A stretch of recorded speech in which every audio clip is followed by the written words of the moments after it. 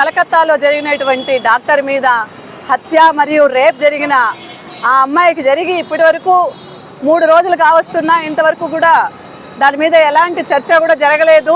దీని మీద కేంద్రంలో ఉన్నటువంటి హోమ్ అఫేర్స్ కూడా వెంటనే ఈ కేసు మీద ఉన్నటువంటి ఎవరెవరు ఉన్నారో దీని వెనకాల వాళ్ళని ఛేదించి ఏ చట్టాలైతే మహిళలు రక్షించాలని చెప్పేసి దిశ చట్టం కావచ్చు, నిర్భయ చట్టం కావచ్చు, ఇంకా కొన్ని చట్టాలు మహిళల కోసం చేసినటువంటి చట్టాలు ఇప్పటికైనా వెలికి తీసి ఇలా రేపిస్టులు, ఇలా అత్యాచారాలు, ఇలా హత్యలు చేస్తున్నటువంటి ప్రతి మహిళకు కూడా ఇప్పటివరకు జరిగిన మహిళలకు కావచ్చు లేదా ఇప్పుడు జరిగిన వాళ్ళకి కావచ్చు కూడా ఇంతవరకు న్యాయం జరగలేదు.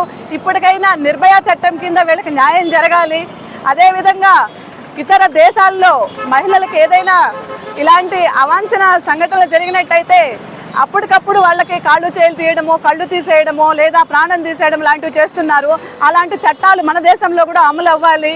ఇప్పుడున్నటువంటి హోంమంత్రి అనిత గారికి కూడా మేము వినతి చేస్తున్నాము. కేంద్రంలో జరిగిన విధంగా మన రాష్ట్రంలో జరగకుండా మీరు చట్టాలని కఠినతరం చేయాలి.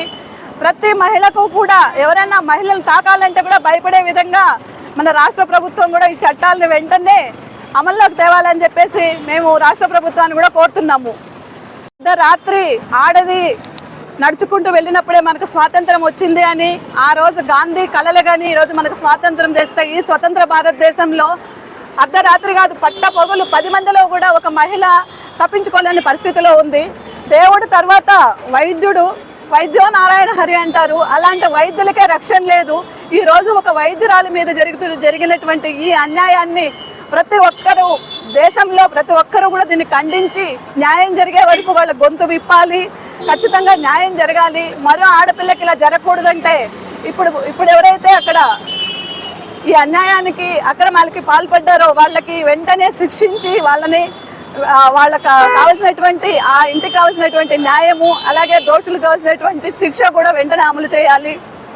ఇలా అమలు చేయకుండా వదిలేస్తే ఇంతవరకు కడుపులో ఉన్న బిడ్డలకే రక్షణ లేకుండా పోయింది.